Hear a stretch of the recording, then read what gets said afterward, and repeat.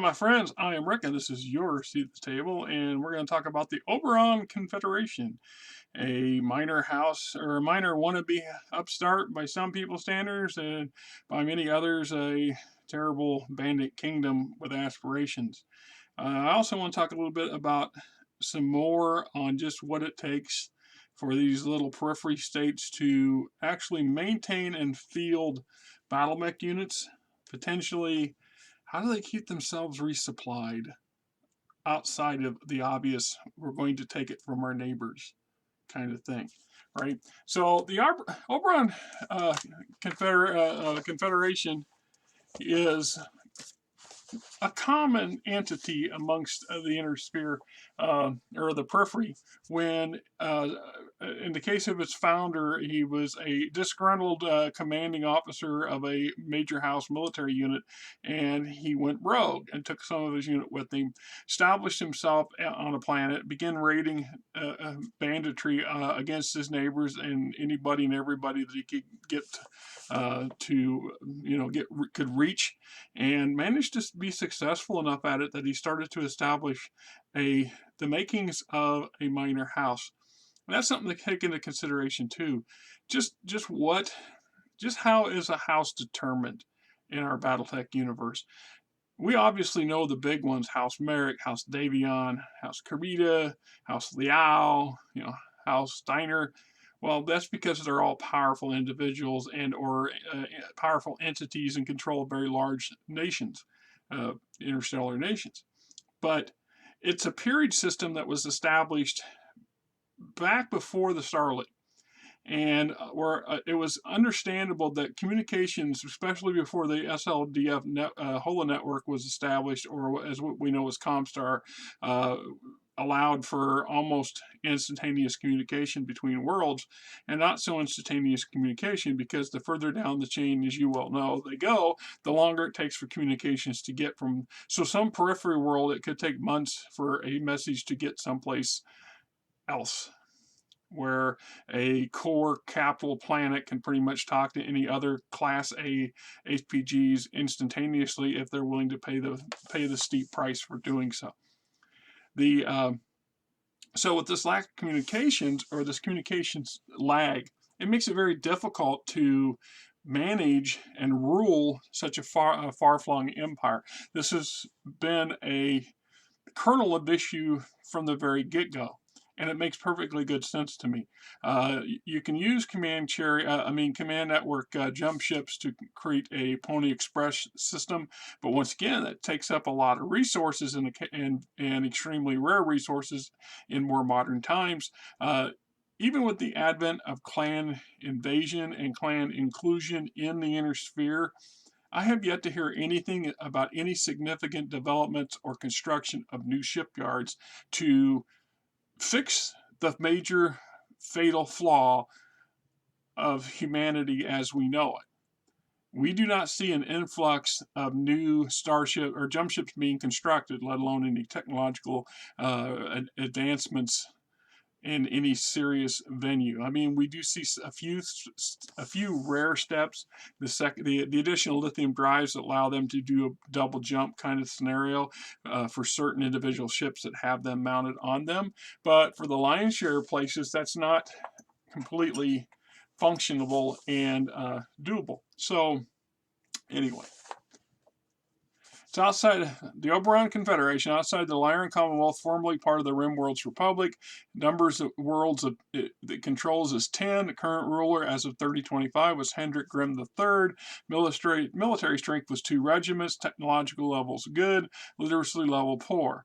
Of the many pirate holdings in the periphery, the Oberon Confederation comes closest thing to being a miniature successor state. First Colonel Hendrik Grimm was an officer of the Lyran Commonwealth military whose regiment was battered by Merrick troops on Graham 4. Believing the Lyran High Command had left them to die, the surviving members of the 65th Lyran regulars made for the periphery, eventually settling on the warm temperate world of Oberon 6. Soon after, many inner sphere soldiers who were weary with the endless warfare traveled to Oberon in search of an alternative. During its early years, the people of Oberon State conducted pirate raids against both the Lyran Commonwealth and the Draconis Combine, usually in search of spare mech parts and electronics. For the most part, however, the descendants of Hendrik Grimm I have been concerned primarily with the welfare of their subjects rather than with plunder for its own sake. Expanding outward from Oberon, the citizens of the Confederation have managed to colonize their neighboring star systems. Of all the bandit kingdoms of the Periphery, the Oberon Confederation alone is self-sufficient. That is a very important and crucial element. On the social level, a limited form of democracy has brought about educational systems for the young, training facilities for mech warriors and technicians, and even a modest pension plan for officers and enlisted personnel have served the Confederation. Recent development of Oberon into an increasingly stable, diversified state is due mainly to the vision of Hendrik Grimm III. Where Grimm's grandfather founded the state as a mockery of a government and his father simply continued the family business of brutality, King Hendrik III takes the duties of his office seriously. Another sign of Oberon's growing political maturity is Grimm's attitude to the nearby Elysian fields. Although Oberon seems to be approaching the stage that Sunasis reached 2 centuries ago, that of a viable nation-state supported in part by piracy, Grimm appears to be seeking the respectability that standard interstellar trade will bring. Thus, Grimm's pirates are not allowed to raid the Elysian fields. Indeed, Hendrik has entered into trade and territorial agreements with them, the most important of which offers Grimm's navy docking rights in return for military protection against many of the other bandit kingdoms in the area. As the Elysian fields continue to develop, thus become more tempting targets, ties between the two realms can be expected to grow closer. The potential for provincial unification, similar to that which led to the foundation of the Free Worlds League and the compelling Confederation 7 centuries ago, may become irresistible to the leaders of both realms. Recognizing the utility of social stability on their borders, representatives from both House Steiner and House Krita have approached Hendrik III with offers of formal alliance. To date, Grimm has been reluctant to commit his people one way or another, remaining cautiously neutral. The world of Oberon 6 is position 6 in the system, takes almost 15 days to reach the jump point, has a Class B Comstar facility, has a roughly a native population of 43,000, which is really small. It's really small for a planet that's been there for quite a long time. Remember, this is a former holding of the Rimworld's Republic, so it's been around for 500-600 years prior to the Grimm family coming in and setting up shop. Oberon 6 is a warm-temperate world rich in natural resources, particularly gold and coal. Since the late 2900s, Oberon has been heavily industrialized, include factories able to produce pharmaceuticals and electronic components, as well as small arms and energy weapons. Although much of the planet remains unexplored, Oberon's population exceeds 40,000 inhabitants, many of whom are skilled technicians and scientists. Brief history of the Oberon Confederation since 3012. Grimm has taken major steps to improve the diplomatic position of the Confederation, has secured several trade pacts with both the Draconis Combine and the Lyran Commonwealth, and even managed to secure a cash grant from the Lyran government in exchange for emergency berthing and repair rights on Confederation planets. At present, Grimm is negotiating with both sides over possible formal alliance. At the moment, however, he is more concerned with improving the economic status of his citizens and then becoming involved with intersphere politics. Personality motivations. Grimm has no love for the worlds of the inner sphere or their governments. Preserving the welfare of his thousands of citizens is his major concern. Though he is content to play a defensive game of armed neutrality, he is likely to consider all bets off if attacked and would probably personally lead his forces against the aggressor. His manner is boisterous and expansive. Grimm has a booming voice and an infectious laugh. So you can see that's not a lot to this. There's a bit more in here, but we'll get to that, right? So here's what we talk about. All right, the Oberon Confederation, of all the worlds in that neck of the Periphery, is in heading down the right path to formally becoming another periphery power. Maybe nowhere, a long way to go for its rival, the Magistracy of Canopus or the Outwards Alliance or anything like this. But this is how they got started. This is how the initial steps go. First they're settled, then somebody with a plan and a dream and the means and the wherewithal to do it establishes themselves, and the population follows, and luck and hard work and some chicanery along with, allows them to prosper and to grow. The fact that they focus a lot on even with such a tiny population, that they focus on industry and technology and technological expertise is crucial for long-term expansion and long-term growth. Take in consideration. Well, I talked in my previous video when I was talking about the Cernus's Federation, that what does it take to field and maintain battle mechs of any significant number? You need to have the repair facilities and maintenance facilities, and more important, the people that with the know-how to actually repair and fix these things. Then you need the parts. You probably don't give a lot of thought about this while you're playing Battletech and combat and things like this, because, why would you? This is the nuts and bolts and mechanic interests that a lot of players don't have any interest in. They don't care how. They care that they can. So when your battle mech goes into a fight and it uses up half of its munitions, where did the replacement munitions come from? Did they, if you're a periphery bandit state, you're totally dependent on raiding your larger neighbors to get the materials to keep your mechs functional. Not only does this include parts, but what are the most commonly consumed components in any given battle mech? Think about it for a second. Munitions,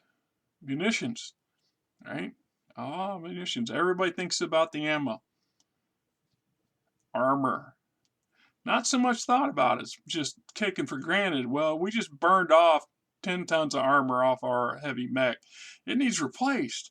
And it has to be a certain type of armor. You're just not going to take cast iron and slap cast iron on it. Although, if you get far enough into periphery or far enough into a very backwater location where Franken-mechs are the standard of the day, that's not an impossible scenario. Limited armor protection of something like a cast iron plate is still better than nothing, especially if you're going up against substandard weapon systems and so on and so forth. That's just something you don't take into account. So our munitions, armor replacement, coolant and lubricants. These are highly precision machines that generate massive amounts of heat, and coolant gets used up. Lubricants get used up and need to be replaced. So now we've got 4 critical components that they have to acquire. And if you have to spend your valuable cargo capacity for bulky, expendable items like this, it reduces the amount of space you have on your raiding ship for luxury items and foodstuffs and other basics, because the sheer amount of basics, they talk about it over and over again. A lot of bandit outfits set up on some pretty marginal worlds, very, very marginal in some cases, where you walk outside the dome or outside the pressurized cave that you guys have set up, and you don't have a rebreather or a chem suit or something, you're toast. There's reasons why they pick worlds like that, in part because nobody else wants to go there and less likely to make an effort to go there once it's established that it's someplace that nobody really wants to go to, and because it's convenient to the areas that we're going to raid on a regular basis. It reduces our time in transit back and forth. You keep in mind that an average jump, while almost instantaneous, can spend upwards of a week to 3 weeks in recharging the jump batteries, so we make another jump. So the further away you are from your base of operations, the more likely you are to run into problems. So if you have a planet that has a technological industrial base that's capable of producing munitions and armor and refining lubricants and coolant, those are some critical components to your machinery that you don't have to go hunt down and acquire. That frees up that cargo capacity for other more valuable things. It's the same argument that can be said where these colonies, these would-be colonies, establish themselves and get enough. In the case of Oberon 6, the world's actually a temperate world, so it's conducive to settlement. The fact that there's only 43,000 population on it as of 3025 is actually surprising. It's surprising that it's not numbering in the tens of millions, or potentially even hundreds of millions. If it gets up into the tens of millions, well, then the Oberon Confederation would definitely become a minor player in the periphery and not just some bandit kingdom wannabe. Now, we all know that when the invading clans come through, they literally steamroll through this section of the periphery to get to the inner sphere, and the Oberon Confederation is one of those early targets that's taken out and pretty much dismantled. And not quite outright destroyed, but the lion's share of it becomes under the control of Clan Wolf, with a portion of it becoming under Clan Jade Falcon. This continues for another 100 years until the Ilkhan era, or the era prior to the Ilkhan era, the latter part of the Dark Age, and I'm basing this off information I just read off of Sarnanet, so to give me an idea. The Oberon Confederation begins to reconstitute itself after the occupation forces of the clans move further into the inner sphere and no longer have any interest in the periphery. And so descendants of the Grimm family apparently still are around and potentially can help restart the Oberon Confederacy and start over again. This is a common thread throughout the inner sphere history. And it's much more prominent in the periphery than it is in the inner sphere. The inner sphere, like I said, this feudal system is set up on purpose. And I've discussed this quite a few times in different videos, where you take any given house, that house is made up of it's any given interstellar nation. The Draconis Combine is made up of many prefectures who were overseen and ruled over by warlords appointed to them by the coordinator of the Draconis Combine, who in turn himself is in charge of the most powerful house or noble line within the Combine.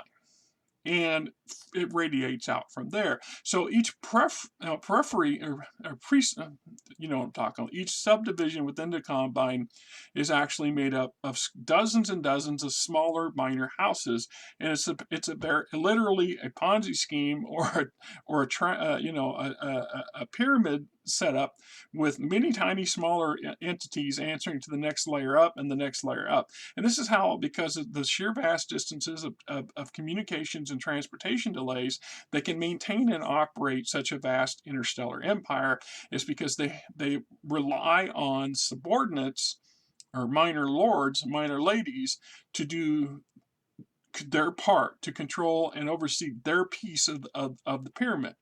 And so the same thing applies to the periphery, but not in that scale.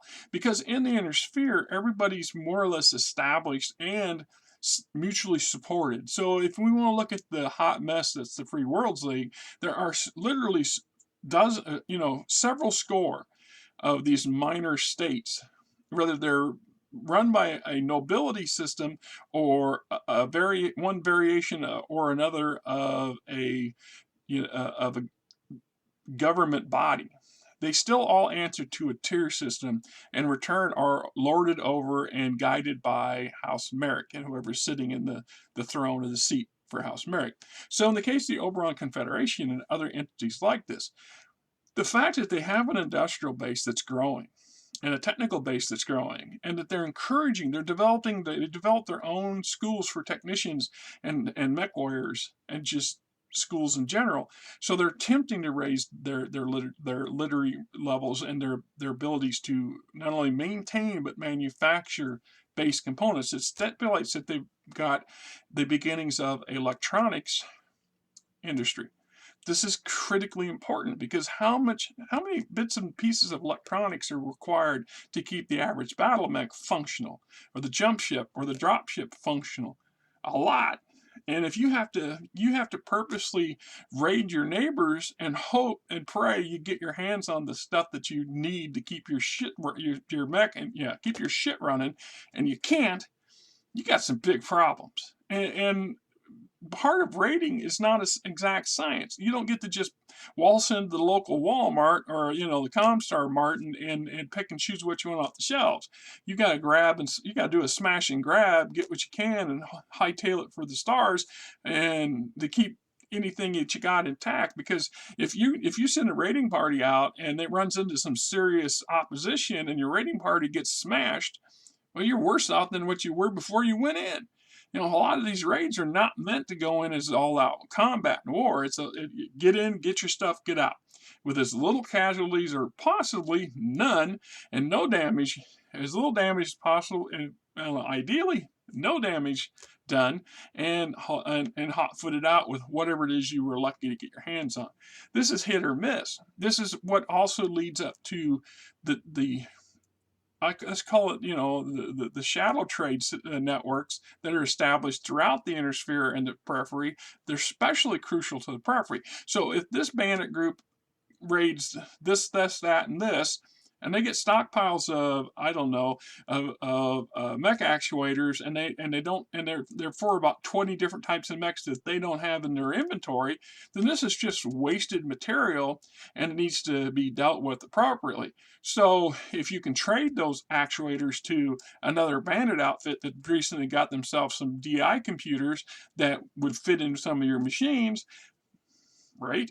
Or you exchange it, you sell it for hard cash or valuables that can then be parlayed into acquiring other material through legitimate means. This is just another way of sustaining themselves.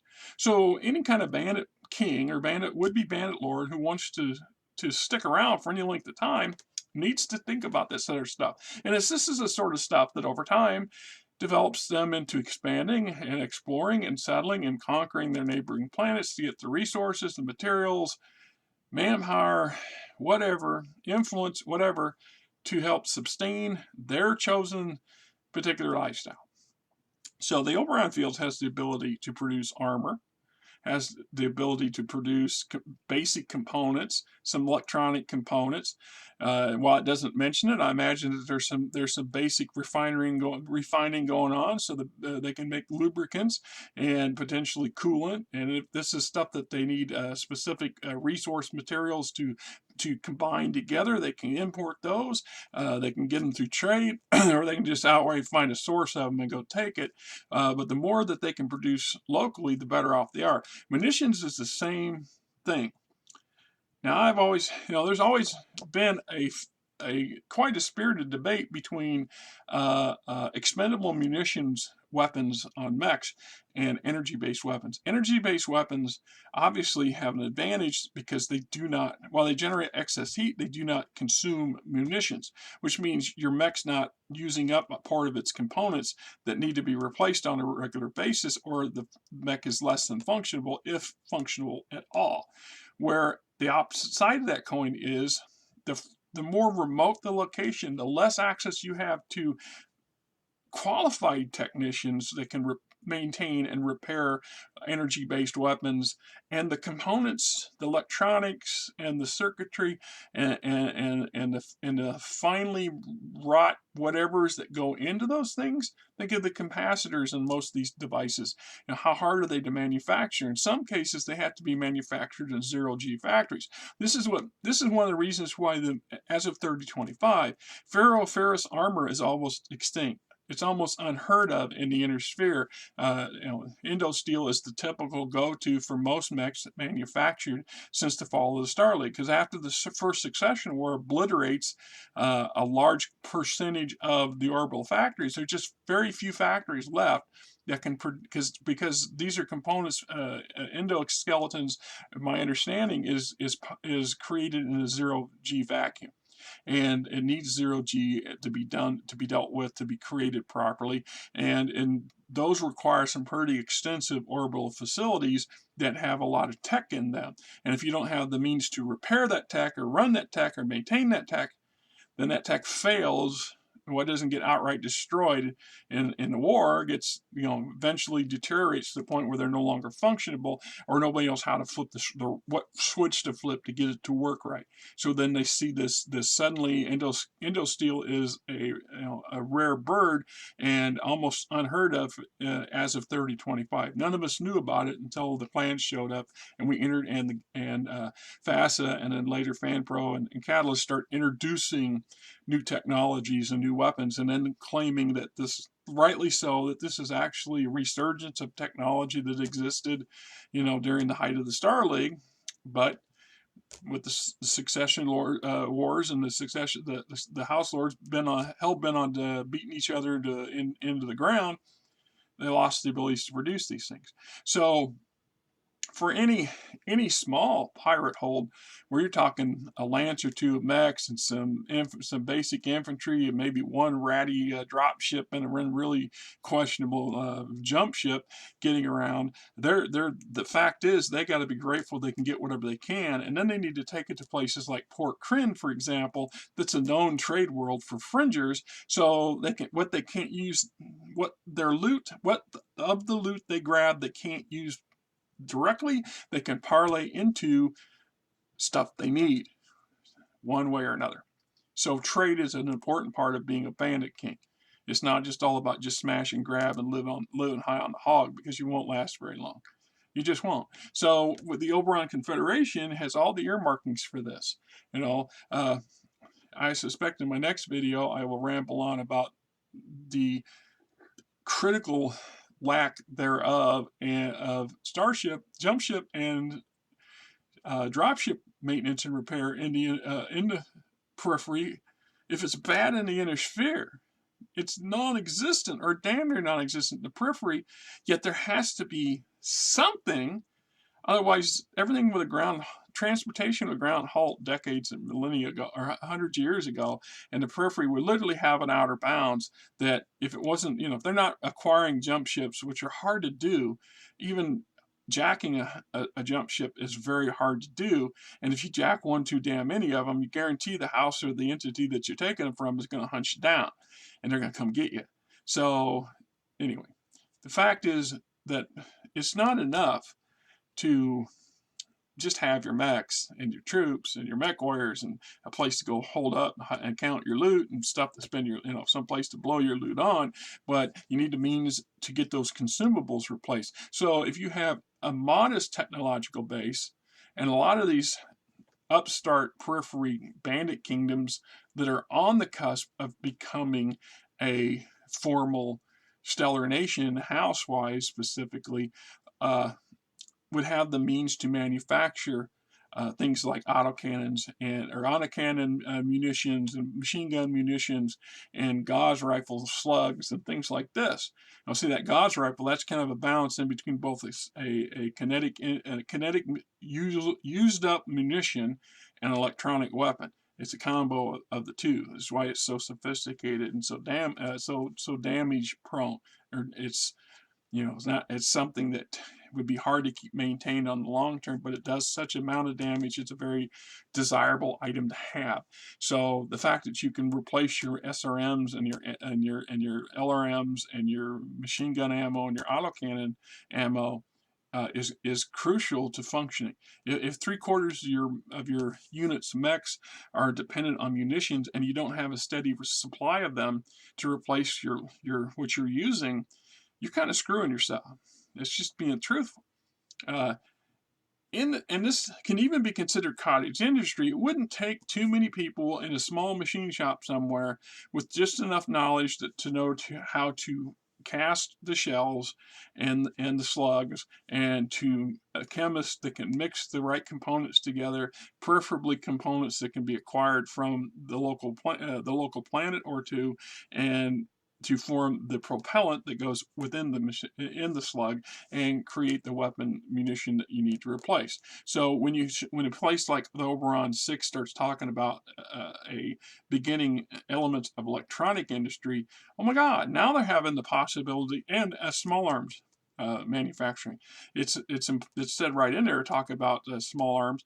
Well, it's just one step away. If you can make if I can make laser pistols and laser rifles, it's just a step up to making a laser cannon for my mech. And if we're in that technological base, that means the local technology and the local knowledge and infrastructure is capable of manufacturing that material locally, so I don't have to worry about shipping out for stuff. And more importantly, if I can produce enough of it to not only take care of all my needs, but then sell it on the market to help bring in revenue and to help acquire the stuff we can't produce locally, or more importantly, to acquire the technology and knowledge and equipment needed to produce the next tier of stuff. So if you were to break down the mechs by era, most mechs in 3025 are not all that much better,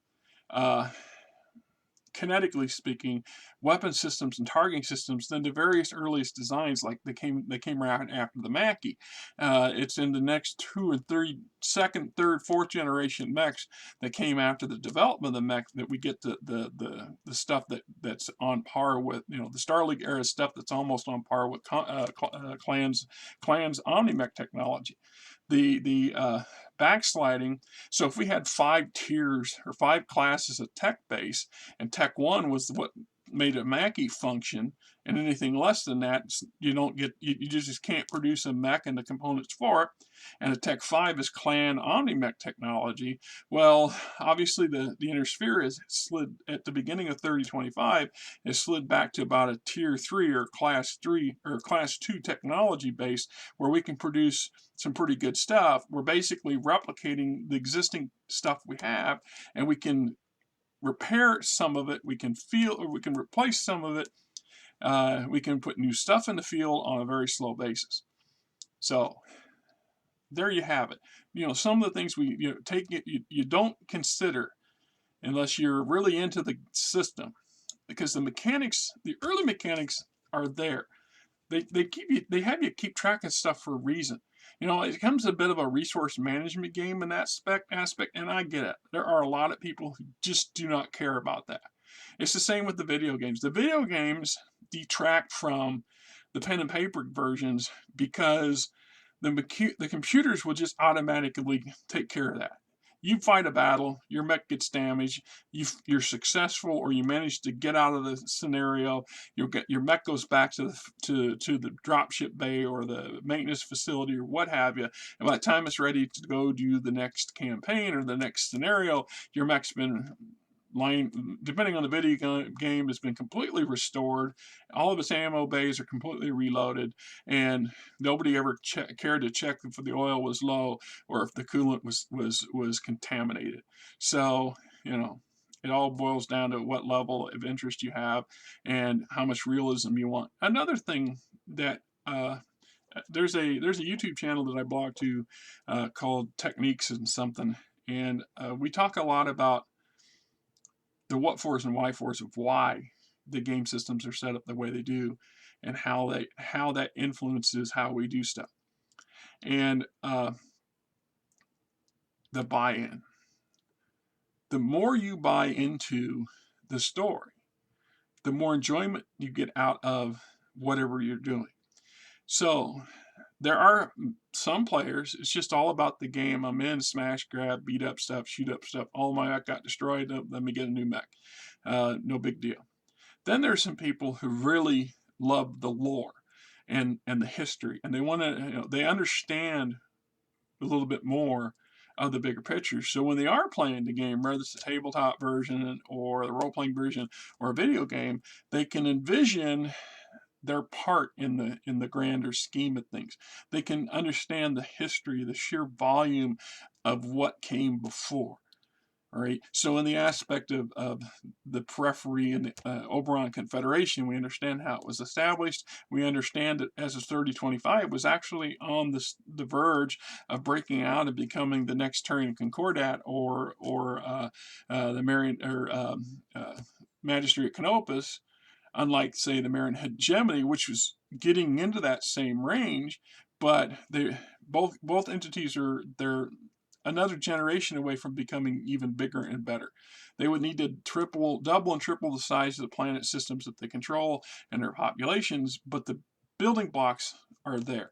Then comes the clans. In this case of the Oberon Confederation, the clans pretty much decimate them, dissolve them as a would-be nation state, and eliminate any of the quote bandits and stuff, and then move on and expect everybody to just play nice and play by the rules. Things don't quite go that way, and then the clans become embroiled in, after the Battle of Tukiad, become embroiled in internal conflicts and ideology issues, and on a large scale. And we see a lot of that take place, and some of those questions, the answers don't ever quite get, in my personal mind, they remain unresolved. How is it that this grand this grand adventure to return to the inner sphere and follow Kerensky's chosen vision, or as they were spoon fed since the canister, the clans that invade the inner sphere, conquer the inner sphere, are basically kicked loose by the clans that stayed home. The clans that stayed home, you see a vacuum occur when the most powerful clans go to the inner sphere and pretty much get their asses handed to them and ground up pretty bad.